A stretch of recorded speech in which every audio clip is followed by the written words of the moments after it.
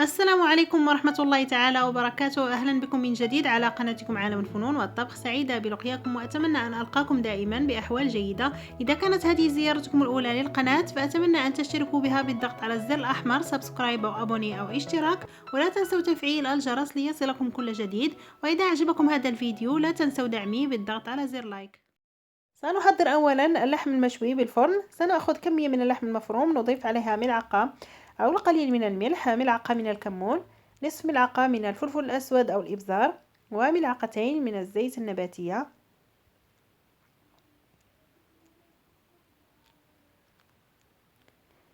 سنحتاج بصلتين نقطعهما دوائر، ونضع نفس التوابل التي وضعناها باللحم المفروم،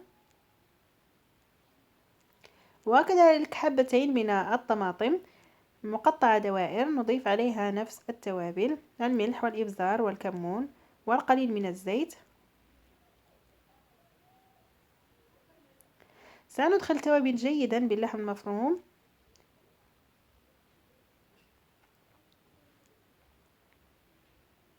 سنحرك أيضا البصل مع التوابل وكذلك الطماطم.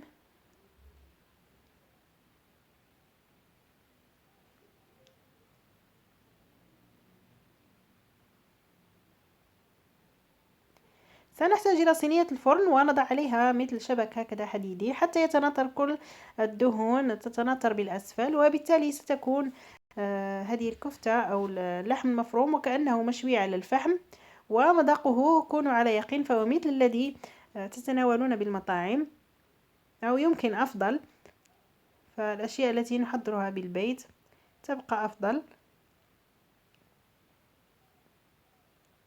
سنضع طبقة من البصل، طبقة من اللحم المفروم، ثم نضع ما تبقى من البصل بالأعلى،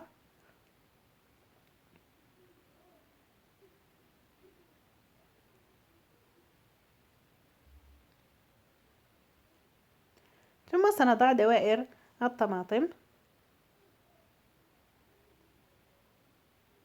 سندخله بالفرن ساخن على درجة عالية، ثم نشعل الفرن من الأسفل ومن الأعلى،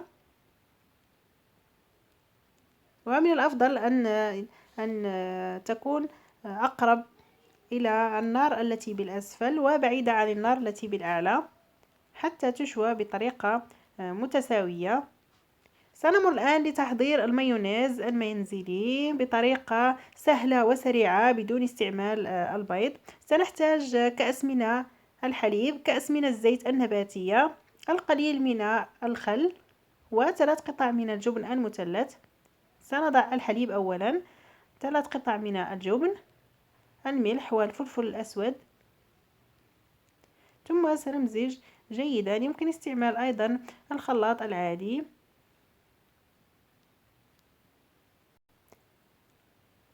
فهذا المايونيز يحضر بدقائق ومذاقه جد رائع. سنضع الزيت، وبالنسبة لكمية الخل فهي على حسب الرغبة، يمكن أن تضعوا فقط ملعقة كبيرة ونصف إلى 3 ملاعق حسب رغبتكم. فكلما أضفنا كمية أكثر من الخل كلما كان المزيج ثقيل.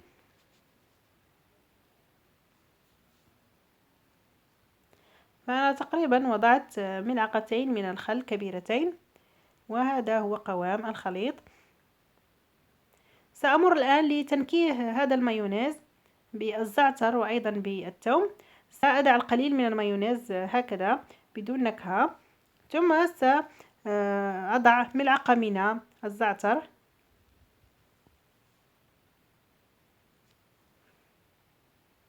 وما تبقى من المايونيز سأضيف عليه فصين من الثوم المدقوق، وسنمزج جيدا.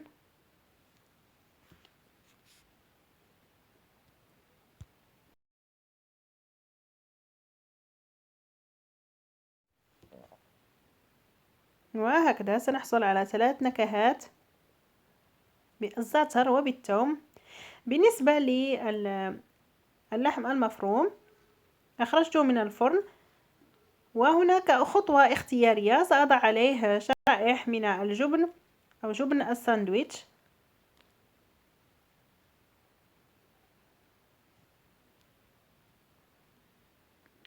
وسأرجع الطبق إلى الفرن فقط لمدة دقيقتين حتى يذوب قليلا هذا الجبن ويقدم.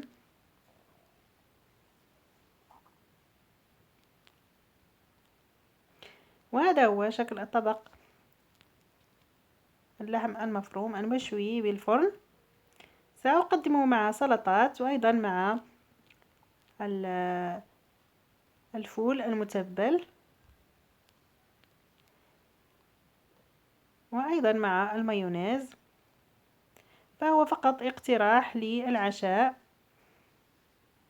أو يمكن أيضا للغداء، لما لا. أتمنى أن ينال إعجابكم هذا الفيديو وأن تستفيدوا منه، ودائما لا تنسوني بتشجيعاتكم بالضغط على لايك، وأيضا مشاركة هذا الفيديو مع أحبابكم وأصدقائكم.